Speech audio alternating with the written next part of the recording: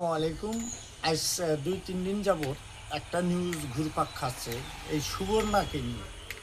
এই সুবর্ণা উদ্ভট চলাফেরা করত এবং টিকটক বানাতো, অশ্লীল ভিডিও বানাতো। তাই আমি যেটা মনে করি এবং যেটা আমি দেখলাম অনলাইনে, যে সুবর্ণা টিকটক ভিডিও করছে, অশ্লীলভাবে চলাফেরা করছে বিধায় সে মৃত্যুবরণ করছে। করার পরে তাকে তার পারিবারিক কবরস্থানে মাটি দেওয়া হয়নি, মানে এলাকাবাসী বাধা প্রয়োগ করছে।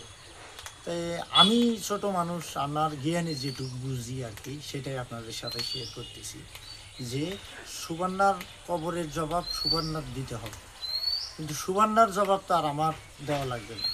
তাই যার জবাব শেষে দিবে, যেমন কর্ম তেমন ফল পাবে সে।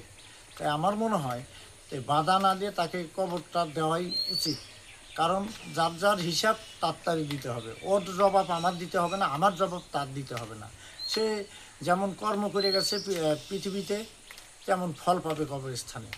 তাই অসেপ এত লেখালেখি মৃত্যু মানুষকে নিয়ে মিডিয়াতে লেখালেখি এবং ভিডিও বানানোর কোনো দরকার নাই।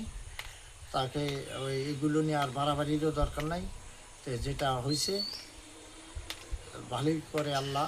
তাই সবাই ভালো থাকবেন, এটাই প্রত্যাশা করি। আল্লাহ।